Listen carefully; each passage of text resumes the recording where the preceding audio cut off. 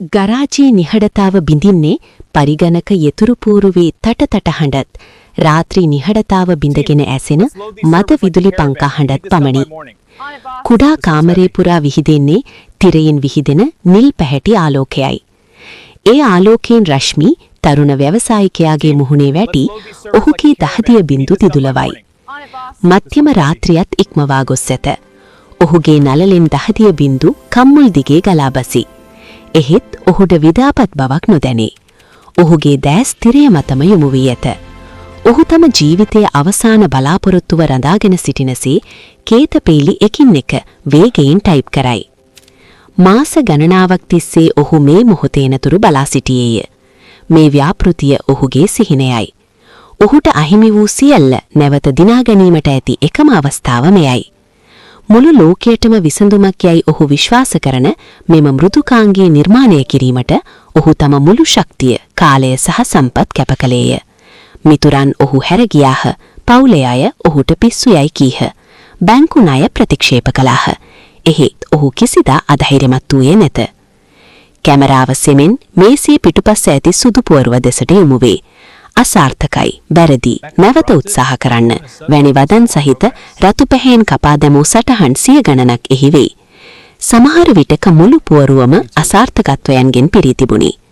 ඒ සෑම කපා දැමූ සටහනක්ම ඔහුගේ ගමනේදී ඔහු මුහුණ දුන් අභියෝගයක්, බලාපොරොත්තු සුන්වීමක්, ඔහු පසු කළ වැලි කතරක කොටසකි. එහෙත් ඔහු කිසිදා තම උත්සාහය අත්හැරියේ නැත. ඔහු සෑම අසාර්ථකත්වයකින්ම පාඩමක් ඉගෙන ගත්තාය. ඔහුගේ නායකත්වයේ යටතේ ගමන් කළ වෙළඳ කණ්ඩායමට මෙන් රශ්මිටද මේ වැලි කතර මැදදී බොහෝ දේ අහිමි විය. ඔහුගේ ආරම්භක ආයෝජන, නිදි නැති රාත්‍රීන් සහ ඔහුගේ තරුණ කාලය. ඔහුට බොහෝ වාරයක් හැරී යාමට සිතෙන්නට ඇත. දැන් නවත්තමු, මේක නිෂ්ඵල වැඩක් කියා ඔහුගේ යටිසිත කොදුරන්නට ඇත. එහෙත් වන්නපත ජාතකයේ බෝසත් වෙළඳ නායකයාමෙන් රශ්මිද මා අත්හැරියහොත් සියල්ල විනාශ වන බව දැන සිටියේය. ඔහුගේ මේ සොයා ගැනීම ලෝකයට අවශ්‍ය බව ඔහුට විශ්වාස විය. කැමරාව නැවත රශ්මිගේ මුහුණට යොමු වේ. ඔහුගේ දැස්වල ඇත්තේ පුදුමාකාර තීව්‍රතාවයකි. ඒවායේ වෙහෙසක් නැත, බියක් නැත. ඇත්තේ නොසලෙන අදිෂ්ඨානයක් පමණි. ඔහු ගැඹුරට හුස්ම ගනී. තිරය මත දිස්වන අවසාන කේතපේලි කිහිපය දෙස ඔහු මහත් උනන්දුවෙන් බලයි. ඔහුගේ ඇඟිලි යතුරු පුවරුව මත රඟදී. සෑම අකුරක්ම, සෑම විරාම ලකුණක්ම ඔහුගේ සියලු බලාපොරොත්තු සහ උත්සාහයන් නියෝජනය කරයි. අවසාන කේතපේලියද ටයිප් කර අවසන් විය. ඔහු එන්ට යතුර මතට ඇඟිල්ල තැබුවේය. ඒ මොහොත නිහඬය. එහෙත් ඒ නිහඬතාව තුළ මහා ශක්තියක් ගැබි වී ඇත.